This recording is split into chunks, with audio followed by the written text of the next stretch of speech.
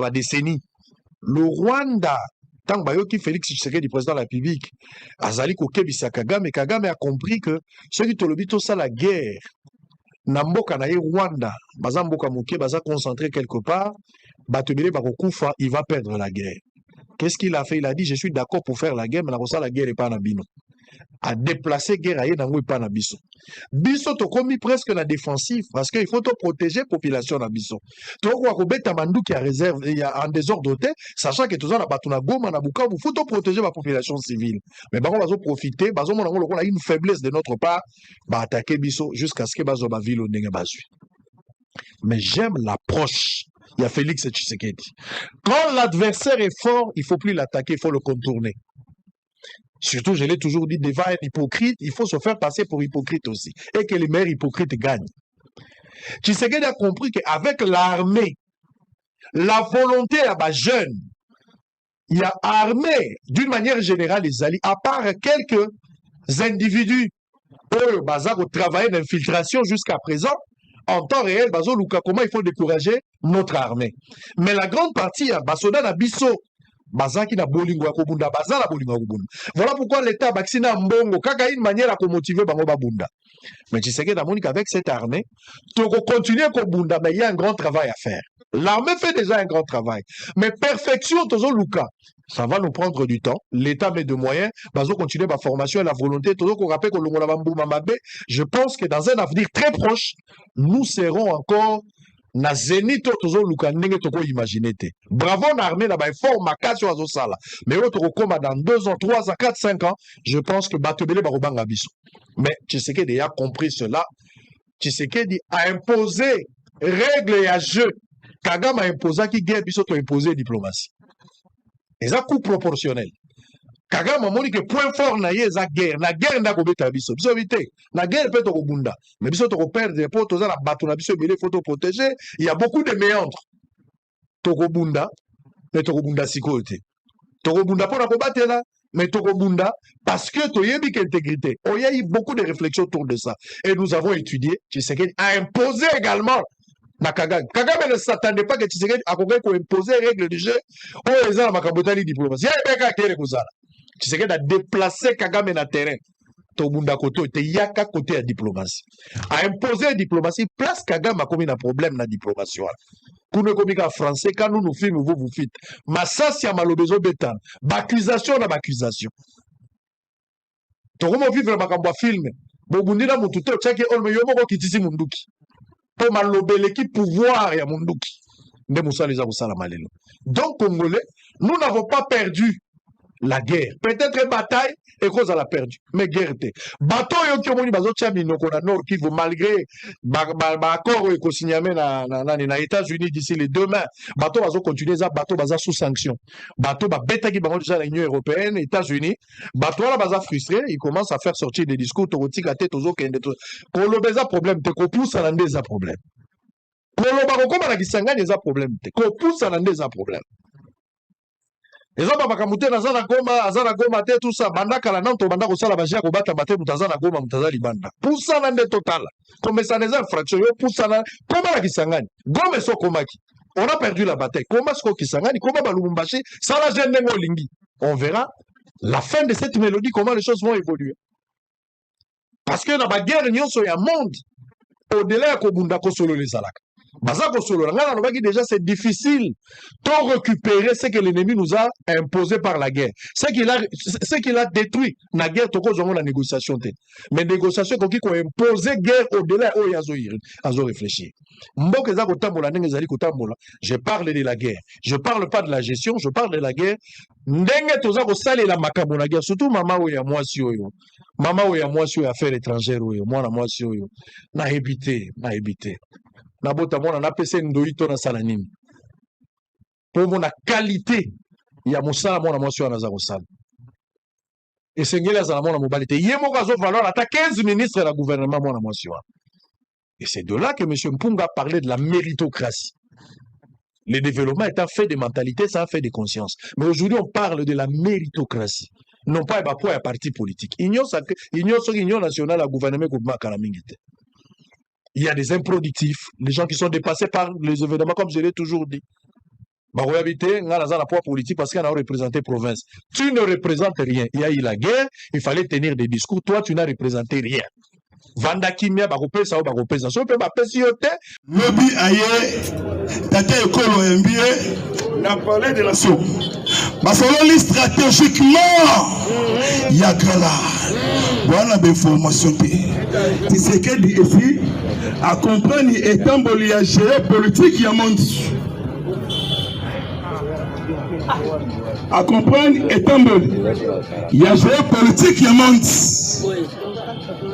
2025 un an en Cambo ebele un an en jeu ebele mois avril c'est là qui m'a manqué stratégique et spirituellement moi y a mais dans quelques jours et ça entré mon nez à victoire kobanga te kopaniketi le vieux espionnage le vieux précipitation à un véritable obstacle pembeni ya mokonzi ya mboka Kinoise et Kinois surveiller Kinshasa tous les Congolais Yakati to surveiller Brazzaville to surveiller Angola monarchie Vital Kamerhe c'est la vérité sauf des jours na Congo Brazzaville 2 jours na Angola et pas Joao Lorenzo monaki tata ekolo Fachi Beton signification ya Fachi Jésus-Christ à 5 lettres Fachi P à 5 lettres Jésus-Christ de Nazareth Fachi P de Nazareth A comme amour, F comme frère, T comme tonton, T comme travail, S comme sérieux, S comme solidarité, S comme social, H comme humble, I comme incontournable. Allez, Fatou B, acclamé pour la béton. Et dans les lieux, tata ekolo atalaki ambongo na Rome. Le col ndenge Yesu atalaki Yuda. Ndenge tata atalaki ambongo. Toujours liboko na poche. Macron aya Tshisekedi le boko na poche. Et ça lui pouvoir, la conservation, bonheur. Il y a des pères et des mères. Tataye, na ombalo sisoko. Il y a Guinée-Bissau. Maman tikalaki na Bujumbura. Na Bujumbura. Akutani na première dame ya République ya Bujumbura. Maman Angéline. 18 000 Congolais. Oye bakima tuerie ya RDF na M23. Na site ya Mousseni. Na Bujumbura. Maman Denise Tshisekedi Nyakio. Après si bango ba aide militaire, pardon ba aide humanitaire, sucre, miliki, bilamba, nyosotu. Ma pesi. Bon, na deuxième point, lobby moi na matete à Washington c'est Donald Trump. Lobby a confirmé. Na bureau na ya Oval. Na Maison Blanche, c'est la première fois. Bayamba président africain, Tshisekedi, na bureau Oval. Marco Rubio, secrétaire d'État américain. Par le Tshisekedi très attendu. Na mois de mai, na bureau Oval. Donc pour finaliser un partenariat, pour signer un accord Moussous, groupe de soutien, il y a minéré, Bill Gates et Jeff Bezos, très attendu na Kinshasa. Pendant qu'on soit licence, qu'on installe, mais papa Etienne Wamolumba en vie, avec IDPS au pouvoir, Bako Inabino, Bako Lingabino. Moi si à Kobo ya yo, mais bon, ça n'a pouvoir. Tango ko zonge la yo, et ko ça la tout tard. IDPS au pouvoir, bon négliger tes parlementaires pour. C'est que Wamolumba. Toi, gardien du temple. Merci. Pas chinois. Babidou. Merci. Binsonio surtout. Tu m'as mis comme la mission. Na victoire dina finale. Mboke bimi na boumbu. tala Bill Gates akotaka na fenêtre alobi non nazokota toujours na porte oyebi zone économique na komi na maluku merci muku tombolo nzambe bakubelisha oza mama na pensionnaire kende siko na maluku omona banzela eko salama deuxième ville ya Kinshasa mwana changu akonvie te mwamba mwana mwamba pe akonvie te lukunga mwana lukunga akonvie te mwamba tokomi esika oyo esenga kitokoma bon na kati ya troisième mpona kende koshite Pyongyang Kim Jong-Kim le président Corée du Nord il connaît encore porte-parole il y a gouvernement Maria Zakharova porte-parole il y a ministère des affaires étrangères Yaris MPSSK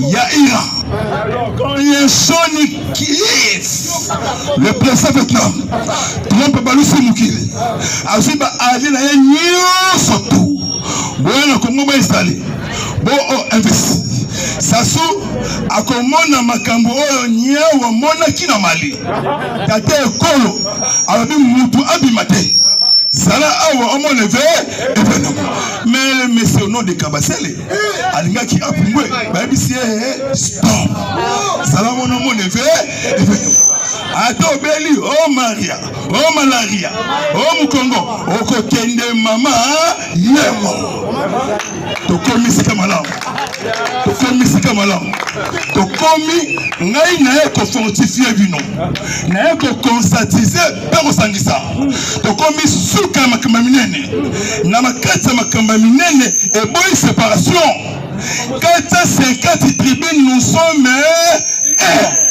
bokabone sate mukongo mungala muluba mushwaili beto na beto gestion sécuritaire Charles Onana président Jonas Ngandu Ebisabino Black Water Maya Mwindu Nana kota na mwai na Maya Mwindu amonana le secrétaire militaire de Black Water bakiti déjà na minerai stratégique de Rubaya ba monsieur bakiti na Walikale le quoi basali composition ya ba militaire privé ya quelques pays songolo pakala bakitana RDC Hippolyte Kanambe Swaziland Ouganda Zimbabwe Namibie Kenya dernier pigeon il y avait le 24 avril 2010 une année inscrite en 2011 Papa Etienne Wamulumba à la cérémonie Banamike na 2010 na mai abeta chemise ya Congol chemise ya IDPS chapeau monier ya Congol cérémonie à 3 pigeons 2 pigeons bakima pigeon moko akwelela population tobima na mapapu na michopo na mitu ndo moni Kanambe ako yenga yeba yango Swaziland ex Swaziland ekoma Eswatini Swaziland baba nguna Congo olandira mafosa Cyril asoya soki bomoni Sadek ekomi kobima na Goma sous pression ya États-Unis avangana ya nakuta te bosoto na kati ya mboka les deux sorciers en robe de la République Ambongo et Chole et Mouteba et Senga Eric ba voyageur qui na jet privé à Kagame tina Doha na Qatar mais Sheikh Altesse Tamim bin Ahmad Al Thani le roi ya Emirates habita la groupe ya ba Esco ya ba aventurier makambu que Cécile bobi que Sénat américain et yebisi gouvernement congolais boye discussion na M23 abu solution bitumba okufa te etalinga te tisiko Kagame azali ko renforcer position il y a M23 il y a RDF lobby FARDC azali déclaration sikoyo a regagné ma position occupé par les M23. Siko a préparé offensive militaire. Siko tosila na libela. Kagame royoka na masasi. Hippolyte Kanambe royoka na masasi. Après perquisition na futuka. Moïse Katumbi na kati ya ferme futuka à 75 km na Lubumbashi. À Salaba école de foot moko stratégique. L'école de foot wana abenga entraîneur wana ya mundele. Ya mundele wana. Yo surveiller. Tant service ekoti. Batamboli, banyati likolo. Bazui machine oyo etala cantine na mabele na masi. Babimisi ba arme, babenga entraîneur. Yo zanani o entraîneur. Yo équipe ni oyo Mazembe. Otomoni a plus de 800. Basa banane. Oh basa ba jouer babik. Arrête cette bêtise. Équipe ni ya monde ils ont 800 joueurs. 800 joueurs. Nyoso Mukamata. Et dit Capin a dénoncé. La vérité bien belée. Kanamba se batté au Kanga parce que l'homme États-Unis a fait une poursuite judiciaire. A fait contre les auteurs de crimes et génocide. Crime de guerre, humanité. Nanga Okangama. Attaque Kanamba bibeti masasi akokufa te. Arosala boroko awa. Na makala tantôt 2 ans. Allez, libella. Nangolo, bongote. Le corps a guépard abimi. Tigre abimi. Le port abimi. Yo luka kabitumba. Osomona bitumba. Landelo bimo konziamboka. Na Sissoko Ombalo. Le balobini. Otali Fachi bien habillé comme d'habitude. Costume ya blé de nuit. Chemise chomalit. Ya pembe.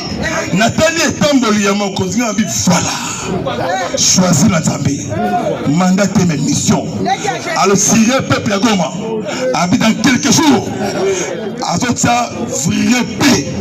Na RDC. Semaine soke sili.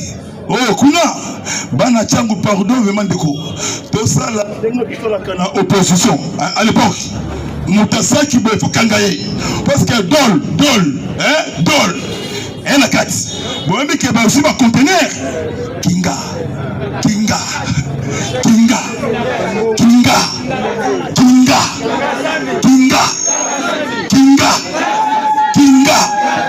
merci vraiment mémorable lobby. Mettez-le maboko, mettez maboko, chaud.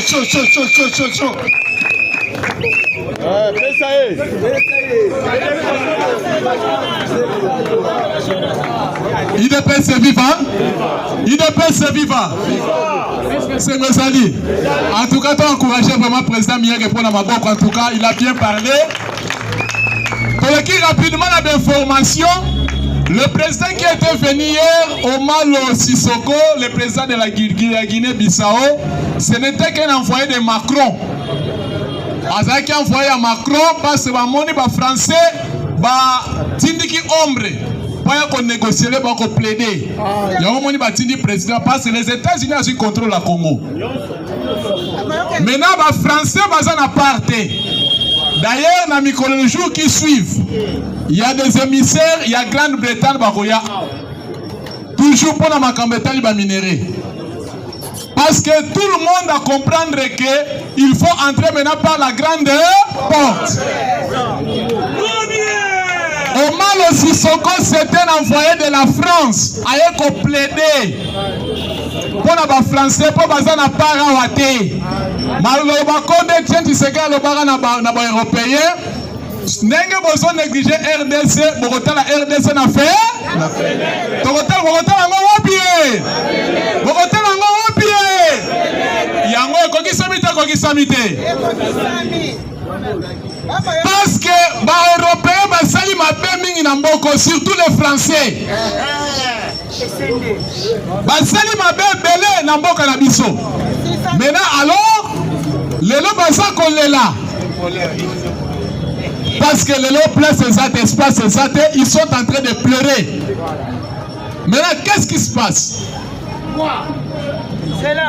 Lelo, nous sommes en train de comme une phase Oyo, il y a signature, il y a comme il y a deal. Que le deal est bel et bien une réalité. Le président est attendu dans la Maison Blanche, dans le bureau ovale. Awa, lobby cacao. Lobby cacao. Ah, signature, il y a deal. Parce qu'il y a déjà des entreprises américaines où les gens sont prêts pour n'avoir Apple, Microsoft, Google, même iPhone, ils sont déjà prêts pour n'avoir. Donc c'est-à-dire une entreprise où il y a pour financer, pour concrétiser deal. Surtout les entreprises américaines et la Chine, et qu'on se planter dans le Congo.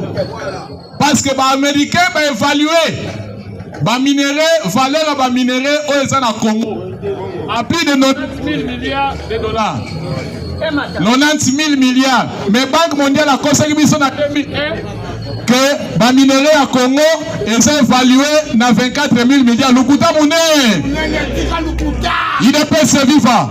Lelo, tu as que Makamba Congo, États-Unis ont fait des études. Babi que les minéraux sont dans l'Ukraine. Na Congo ezali nango ebe lokola zarianite oyoka zarianite oyoka germanium oyoka pyrochlore tala ba matière ezali be aphrodite oyoka yango cassiterite oyoka yango. Donc voilà des matières hors de l'Américain, des minéraux stratégiques. Parce que les Américains m'ont dit que ceux qui ont dit que les Chinois, donc on perd le contrôle du monde. Pour contrôler le monde, il faut aller dans la République démocratique du Congo. Il y a un money, États-Unis et Bimisi 1,4 milliard pour construire bâtiments. Ils sont au commandement. Donc, ils sont à la fois représentation du Pentagone, CIA, même département d'État. Donc, c'est-à-dire une façon que les États-Unis et les bâtiments à partir de Yawana vont contrôler l'Afrique. Il ne peut se vivre.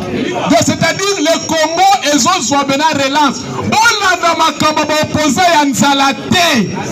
Parce que Bakuna Bamone Sonamaye. Parce que comment se fait-il Chole Mouteba na oyo pasteur akisita oyo ya SSO pas tu comprends ta kala mingi teo donc pasteur ne sorti à missioni mutaboti na retard et Eric Senga ana bébé soka 5 ans au tata no monde il n'est pas se vivant pasteur akisita sikoyo bobimi awa o soi-disant que boke ne soki na Rome na Vatican bo contourner bozi jet ya Kagame Bokena ni et pas ce qu'il y a émir, il y a Qatar, bah et bien besoin d'invitation à Wate. Tout d'abord, oyo ambongo oyo ba chole nat mutte baba sali et là une violation, il y a statut oyo ya Vatican.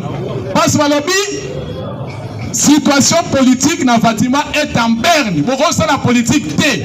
Mais par contre, ça politique, c'est-à-dire ils ont fait une violation. Il y aura des sanctions sur Tato Chambouyo. Ils ont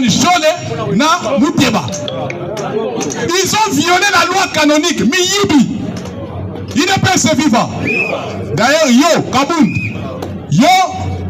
Obanda ko trahir idée, obanda ko trahir banda kala. J'ai encore ça battu à ma kamba passeport. Et là quand j'ai obanda ko ça dit na bata PPRD. Na mo nga chouchou, obanda ko peso bambongo, il y avait une mission de détruire les partis. On connaît, bien na ba bino chibala. Ba j'ai na bino banda kala.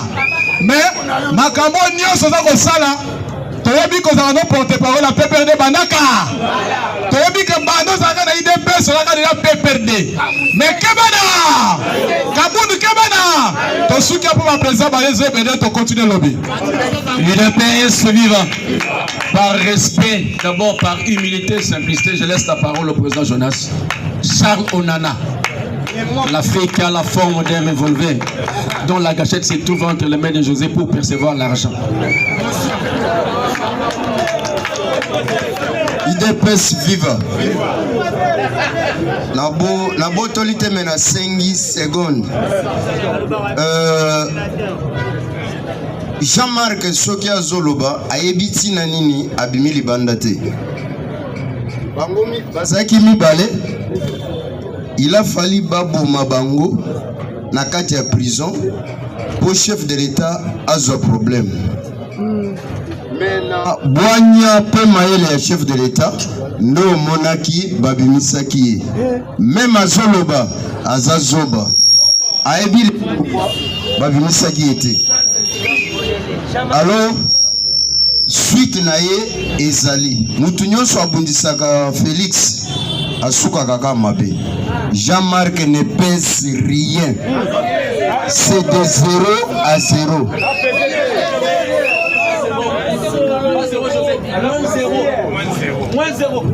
D'ailleurs, Aza 0, moins 0 PT. Aza O. Venez aux à la 0 que aux à la.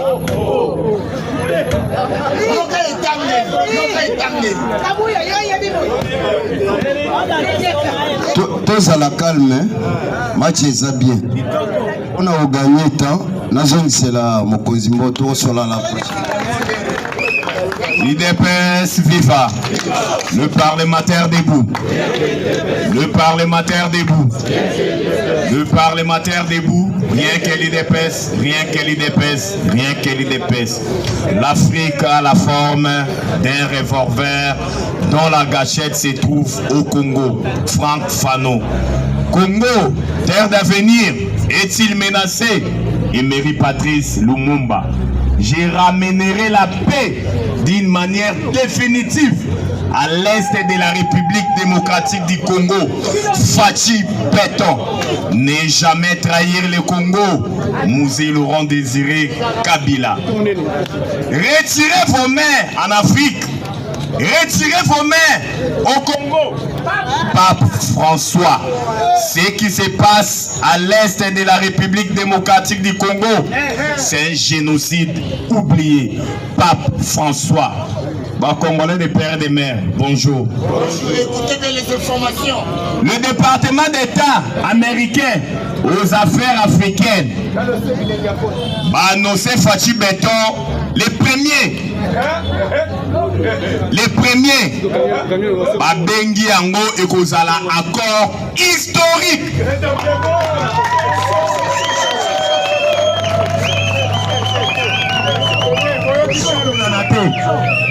Namukolo lelo fo za na sengo bote combattant pona Congo pona Congo pona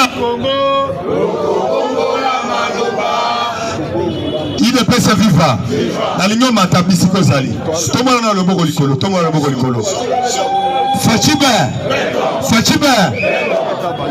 eloko Charles na lobby na landi ministre des Affaires étrangères oyo Kabila pesa alingaka pesa mbongo 33 millions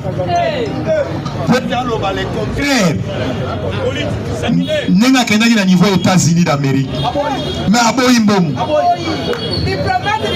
yo otelema okansango lokolo eza manteka politique ezala cadeau te lokolo église te alléluia yo te tomata yo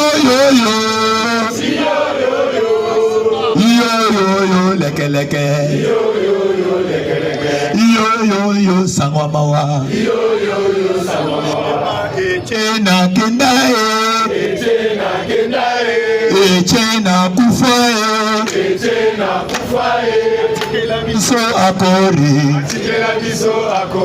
Atikela biso akori Félix ende mokonzi Yemechene mwanotika akoma mokonzi Oye mechene fachotika akoma betoi Wayotika akoma Osango malamo ya bana zambi Eko sakolama mobili Osako malamo ya Congo Eko sakolama mokili Yemba olinga te fachi olinga te eloko kobangeza olinga te Fachi président olinga te eloko kobangeza Fachi vanda tobongisa Kongo ayole Fachi vanda tobongisa Kongo Fachi vanda tobongisa Kongo Fachi vanda tobongisa Kongo otikera kimbangu mboka Kongo ayele tonda bomengo pona bakoko Fachi tobongisa Kongo yo ivanda tobongisa Kongo mame lelilele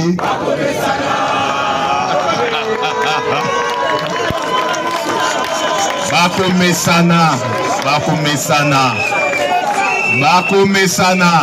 basi bamesani bakoki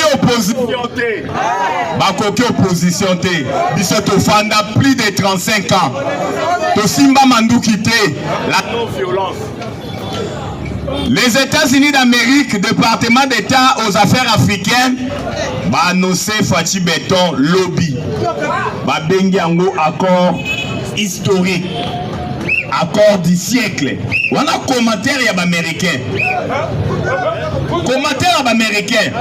Hollandi lobby, Sénat américain. Je dis bien Sénat américain a voté résolution moko. A lobby ba militaire rwandais ba bima dans l'immédiat. A sengi na M23 ba déposer manduki sans condition. A sengi na ba crime nyoso M23 na armée rwandaise ba commettre na partie orientale. Ba landela yango ba condamner bango. Wana Sénat américain. La paix a changé de côté. Vieux congolais.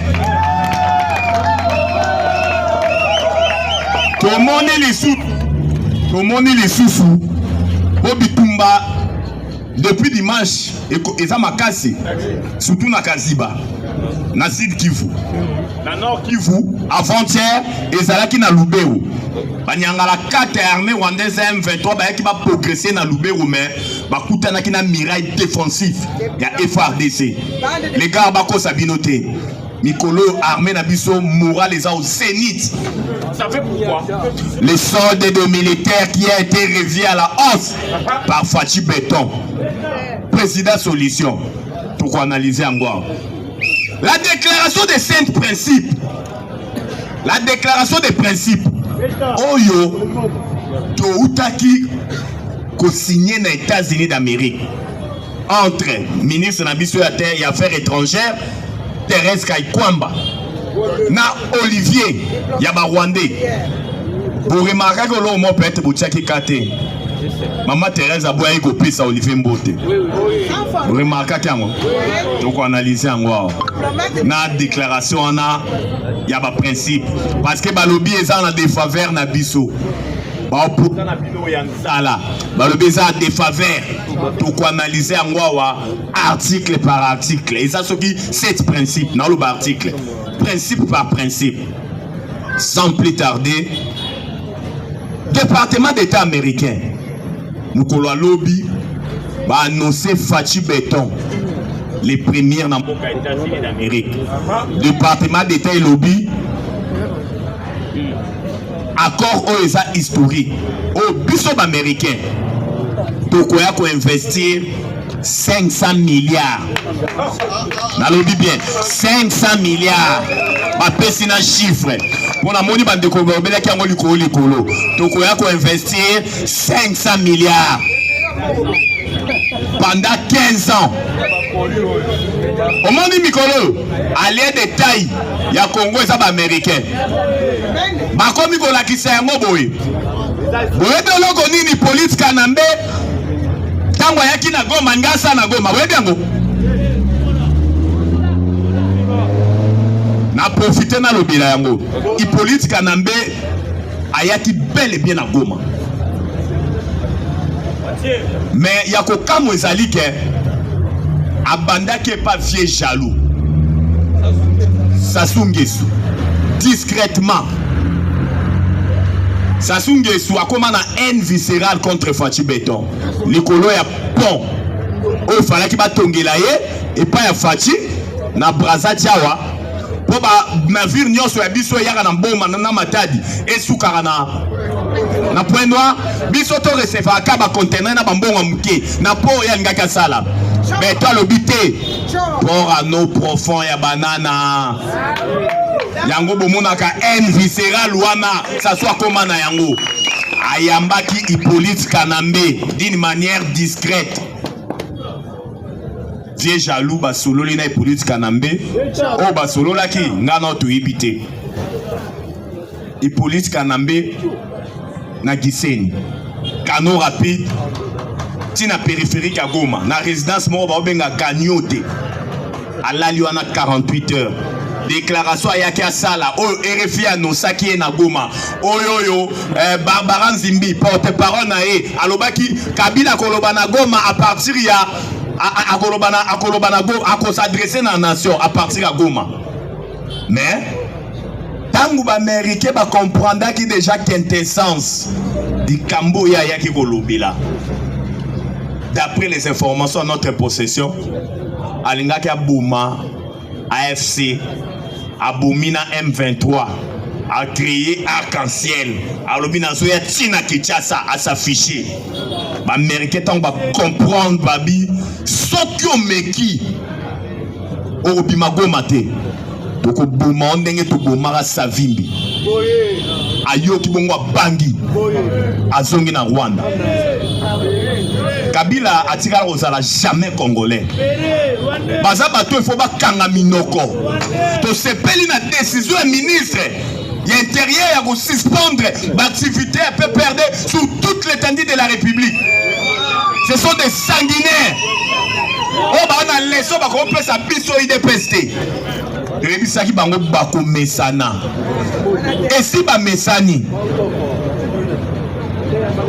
ba américain ba lobby tokoya ko investir na Congo panda bambula opposition leli ba lobby ote Tshisekedi a bradé ba minéré akabé na ba américain ba congomani de père de mère. À quoi nous servent ba minéré à est et à Congo tangu ba bomi biso plus de 10 millions de morts, plus de 500 000 femmes violées, plus de 110 000 hectares dévastés pendant 30 ans. Et c'est Varabiso na nini ba minéré wana. Fachi Beto Atali depuis 2019. Aïe, parce que Mokonza Mboka c'est la personne la mieux informée. Ndokande Beto depuis 2019 na lukuta Kabilo akosaka biso tango Mamadou Ndala na beta M23 na 2013 lukuta preuve n'est que plusieurs montagnes na Masisi ba militaire M23 bazalara na bango. Papa, yo mona peut beti mutu oyesu les accords du 23 mars. Au PCA commandement ya Nord Sud qui Tanganyika et Sika Kutu Bitumbe Zalaki te Tina Maniema. Facha Zalaki très bien informé.